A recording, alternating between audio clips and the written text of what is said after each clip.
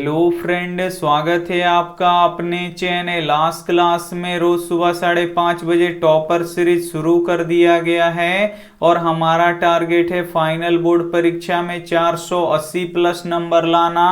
तो 480 plus number कैसे आएगा? तो जैसे फाइनल बोर्ड परीक्षा में प्रश्न पूछे जाते हैं बिल्कुल वैसा ही वैसा प्रश्न आपको पढ़ना पड़ेगा और बिल्कुल वैसा ही प्रश्न रोज सुबह 5:30 बजे हम पढ़ाते हैं।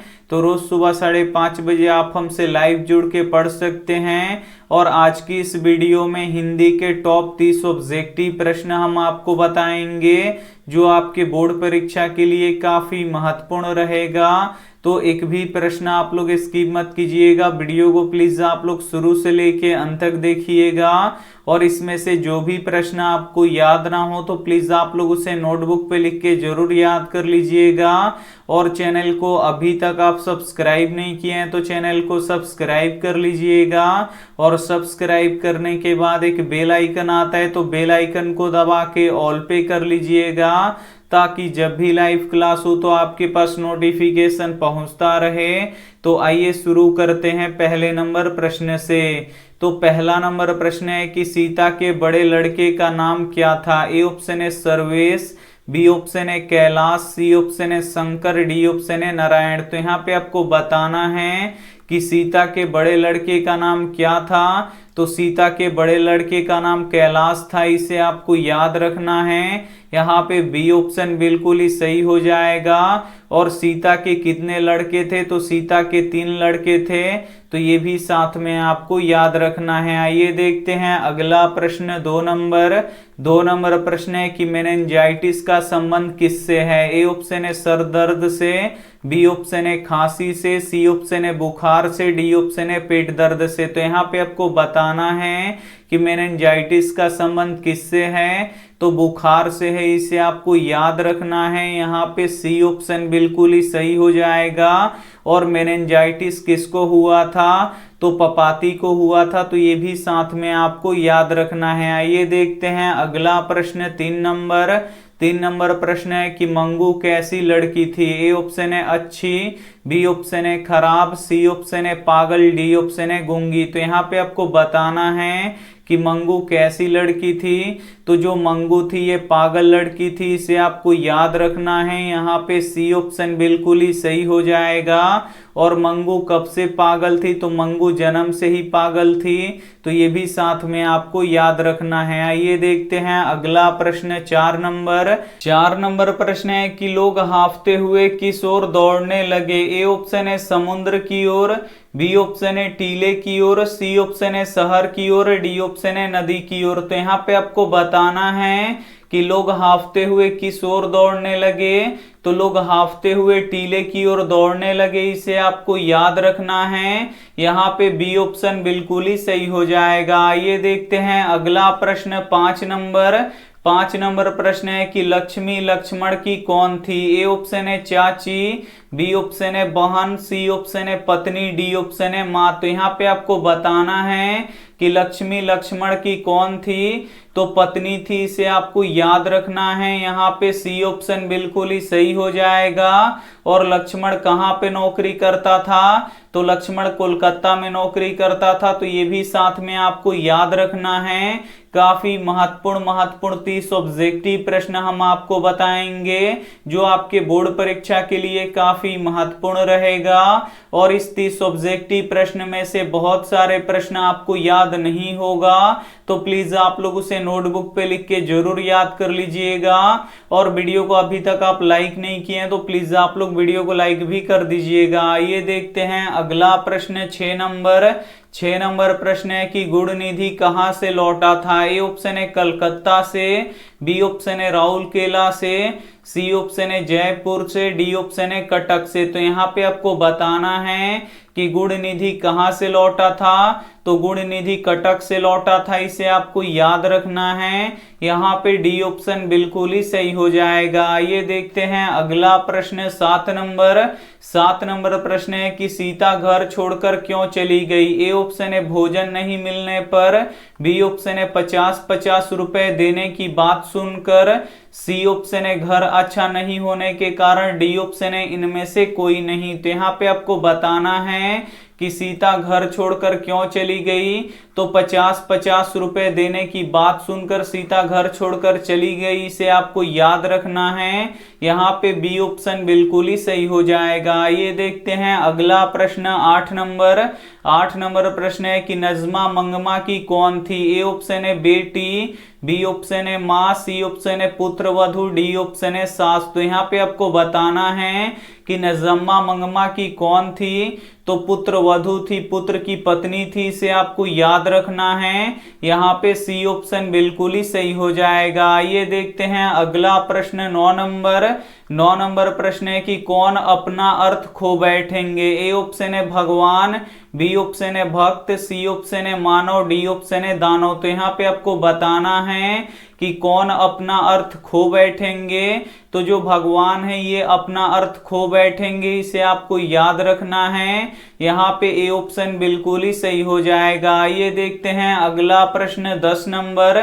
10 नंबर प्रश्न है कि धुआं हो जाने से किसे बचाना है। ए ऑप्शन है घर को, बी ऑप्शन है शहर को, सी ऑप्शन है हवा को, डी ऑप्शन है पृथ्वी को। तो यहाँ पे आपको बताना है कि धुआं हो जाने से किसे बचाना है। तो हवा को बचाना है, इसे आपको याद रखना है। यहाँ पे सी ऑप्शन बिल्कुल ही सही हो जाएगा। ये देखते हैं अगला प्रश्न 11 नंबर। 11 नंबर प्रश्न है कि कवि कुछ देर के लिए बैठ जाते हैं। ए ऑप्शन है मंदिर में, बी ऑप्शन है घर में, सी ऑप्शन है पड़ोस में, डी ऑप्शन है वृक्ष की छाया में। तो यहाँ पे आपको बताना है कि कवि कुछ देर के लिए बैठ जाते हैं, तो वृक्ष की छाया में बैठ जाते हैं, इसे आपको याद रखना है। यहाँ पे डी ऑप्शन बिल्कुल ही सही हो जाएगा। ये देखते हैं अगला प्रश्न 12 नंबर। 12 नंबर प्रश्न है कि हिरोशिमा पाठ के लेखक कौन है। ए ऑप्शन है दिनकर, बी ऑप्शन है अज्ञेय, सी ऑप्शन है नारायण, डी ऑप्शन है नलिन बिलोचन शर्मा। तो यहाँ पे आपको बताना है कि हिरोशिमा पाठ के लेखक कौन हैं। तो हिरोशिमा पाठ के लेखक अज्ञेय हैं, इन्हें आपको याद रखना है। यहाँ पे बी ऑप्शन बिल्कुल ही सही हो जाएगा। ये देखते हैं अगला प्रश्न 13 नंबर। 13 नंबर प्रश्न है कि जनतंत्र का जन्म किनकी रचना है। ए ऑप्शन है प्रेमधन का, बी ऑप्शन है दिनकर का, सी ऑप्शन है पंत का, डी ऑप्शन है कुंवर नारायण का। तो यहाँ पे आपको बताना है कि जनतंत्र का जन्म किनकी रचना है। तो ये दिनकर का रचना है, इसे आपको याद रखना है। यहाँ पे बी ऑप्शन बिल्कुल ही सही हो जाएगा। ये देखते हैं अगला प्रश्न 14 नंबर। 14 नंबर प्रश्न है कि प्रकृति के सुकुमार किस कवि को कहा जाता है। ए ऑप्शन है पंत जी को, बी ऑप्शन है दिनकर जी को, सी ऑप्शन है निराला जी को, डी ऑप्शन है भारतेंदु जी को। तो यहाँ पे आपको बताना है कि प्रकृति के सुकुमार किस कवि को कहा जाता है। तो पंत जी को कहा जाता है, इसे आपको याद रखना है। यहाँ पे ए ऑप्शन बिल्कुल ही सही हो जाएगा। काफी महत्वपूर्ण 30 ऑब्जेक्टिव प्रश्न हम आपको बताएंगे, तो वीडियो को प्लीज आप लोग शुरू से लेके अंत तक देखिएगा।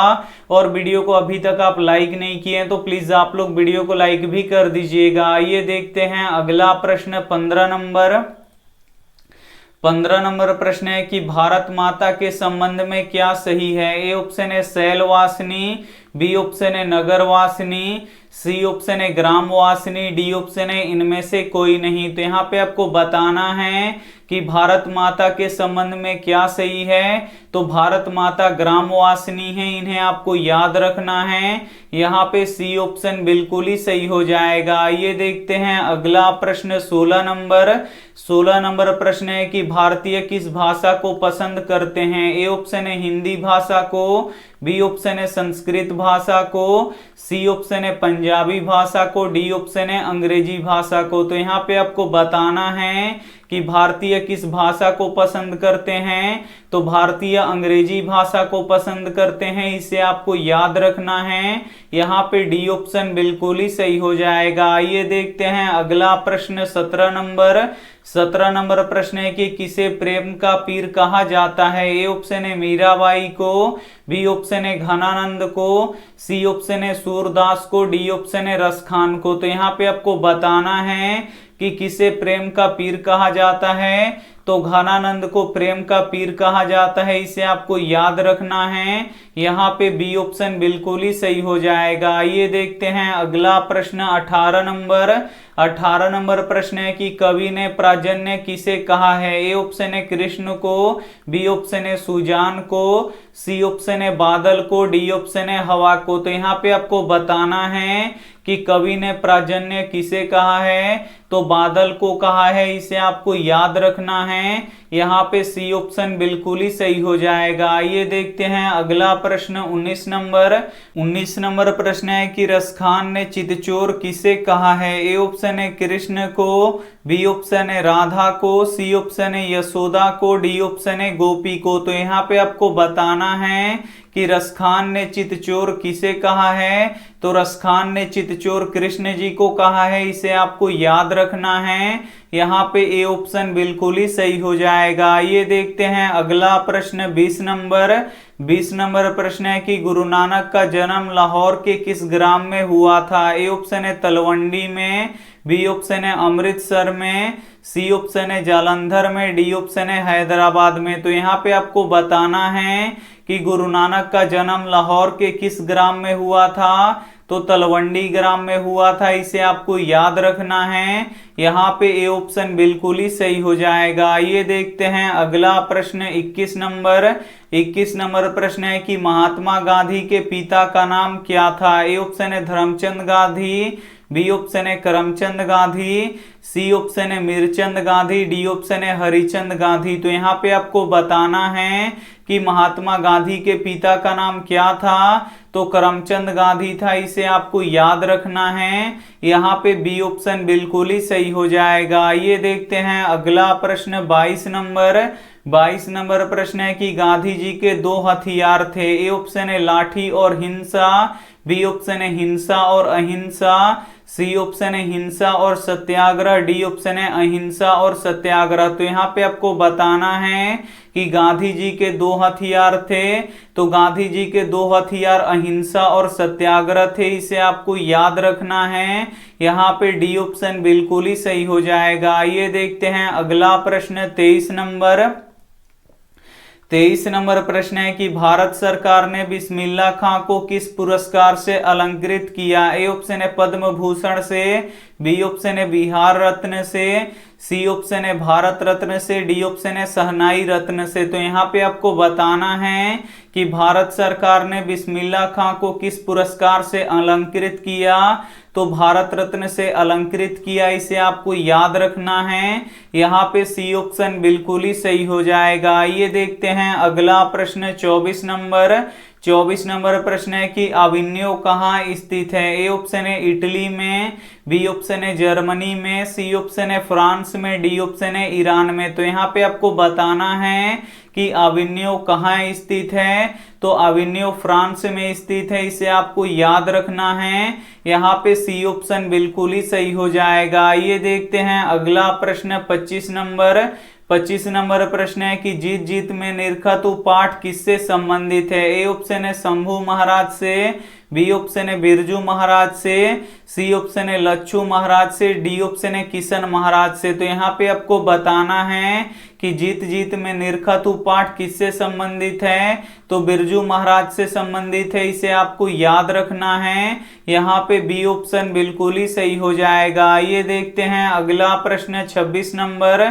26 नंबर प्रश्न है कि जनतंत्र में कवि के अनुसार राजदंड क्या होंगे। ए ऑप्शन है ढाल और तलवार, बी ऑप्शन है फूल और भौरे, सी ऑप्शन है फावड़े और हल, डी ऑप्शन है इनमें से कोई नहीं। तो यहाँ पे आपको बताना है कि जनतंत्र में कवि के अनुसार राजदंड क्या होंगे, तो फावड़े और हल होंगे, इसे आपको याद रखना है। यहाँ पे सी ऑप्शन बिल्कुल ही सही हो जाएगा। ये देखते हैं अगला प्रश्न 27 नंबर।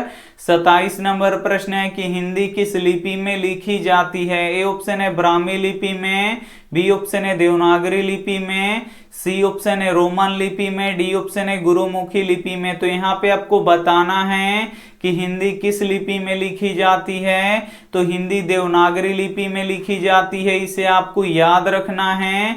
यहाँ पे बी ऑप्शन बिल्कुल ही सही हो जाएगा। और अंग्रेजी रोमन लिपि में लिखी जाती है, तो ये भी साथ में आपको याद रखना है। आइए देखते हैं अगला प्रश्न 28 नंबर।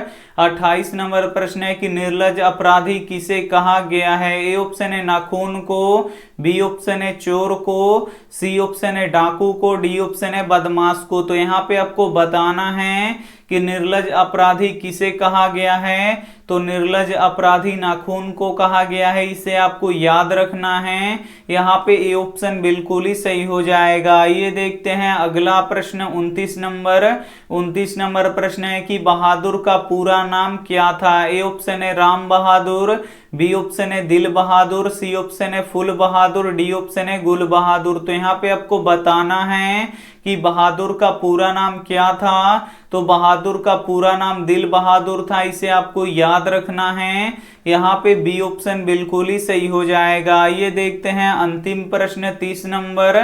30 नंबर प्रश्न है कि भारत में सर्वाधिक आबादी कहाँ बसती है। ए ऑप्शन है महानगरों में, बी ऑप्शन है शहरों में, सी ऑप्शन है गांवों में, डी ऑप्शन है गलियों में। तो यहाँ पे आपको बताना है कि भारत में सर्वाधिक आबादी कहाँ बसती है। तो गांव में बसती है, इसे आपको याद रखना है। यहाँ पे सी ऑप्शन बिल्कुल ही सही हो जाएगा। हिंदी के काफी महत्वपूर्ण 30 ऑब्जेक्टिव प्रश्न हम आपको बता चुके हैं, और इस 30 ऑब्जेक्टिव प्रश्न में से बहुत सारे प्रश्न आपको याद नहीं होगा, तो प्लीज आप लोग उसे नोटबुक पे लिख के जरूर याद कर लीजिएगा, और आप लोग टाइम टू टाइम रिवीजन करते रहिएगा।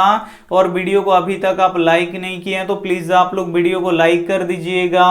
और ये रहा आपके लिए होमवर्क प्रश्न, इसका जवाब आपको कमेंट बॉक्स में देना है कि प्लेटो और कांट थे। ए ऑप्शन है वीर, बी ऑप्शन है महान दार्शनिक, सी ऑप्शन है नाविक, डी ऑप्शन है सैनिक।